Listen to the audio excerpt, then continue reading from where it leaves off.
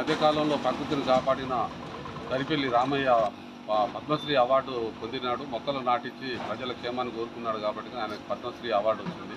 అలాగే మనము ప్రజలందరము మన పుట్టినరోజు కావచ్చు, పెళ్లి రోజు కావచ్చు, తల్లిదండ్రుల మన గుర్తింపు ఉండే రోజులు కావచ్చు, ఆ రోజులలో ప్రతి ఒక్కరు పిల్లలతోటి బర్త్డే రోజు కానీ, పెళ్లి రోజుల్లో కానీ, తాతయ్య అమ్మమ్మ నాన్నమ్మ వాళ్ళ యొక్క బర్త్డే రోజులో కానీ, చనిపోయిన రోజులో కానీ ఆ యొక్క పార్టీల్లో ఆమె చేసుకునే కేక్ కట్ చేసుకునే బదులు ఒక మొక్కను నాటిస్తే భావితరాల వరకు ప్రకృతిని మంచి వాతావరణాన్ని ఆక్సిజన్ అందించిన వారు. క్లోజప్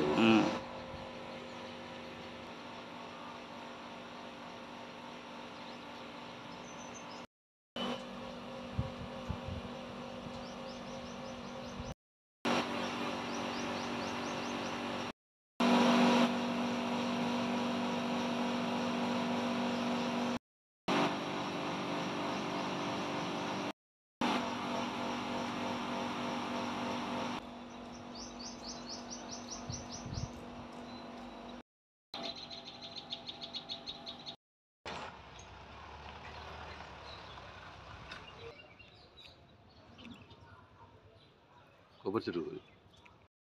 ప్రకృతిని కాపాడడం కోసము నేను మొక్కలు నాటుతున్నా. కాబట్టి మీరు కూడా ప్రతి ఒక్కరు మొక్కలు నాటి ప్రకృతిని, అడవి సంపదను పెంచితే భావితరాలకు ఉపయోగపడతానని కోరుకుంటాను. చాలే. ఓకే. వృక్ష ఉచితే రక్షిత.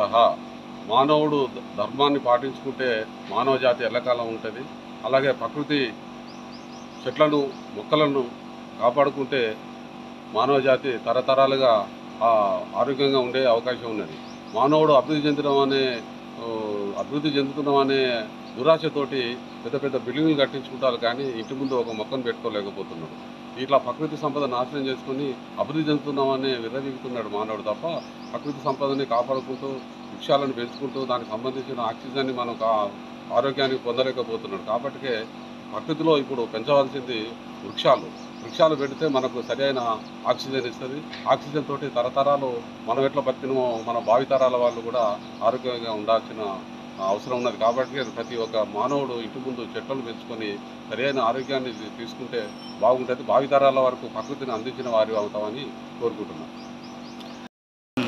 ఈరోజు నేను ఈ మొక్కల ప్రేమికుడిగా కావటం కారణం ఏంటంటే, దరిపెల్లి రామయ్య గారు ప్రాణవాయు అందించుటకు రోడ్డుకి ఇరువైపులా కొన్ని కిలోమీటర్ల కొద్ది చెట్లను నాటించి పద్మశ్రీ అవార్డు పొందినారు.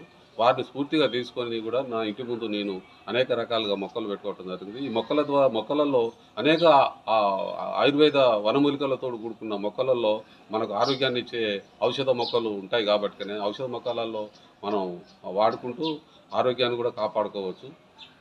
ఈ విషయాలు ఈ మొక్కలలో ఆరోగ్య సూత్రాలు ఉండే విషయాలలో ఉపనిషత్తుల ద్వారా ఋషులు కూడా మనకు భారతదేశంలో పూర్వపు ఋషులు కూడా తెలియపరిచింది.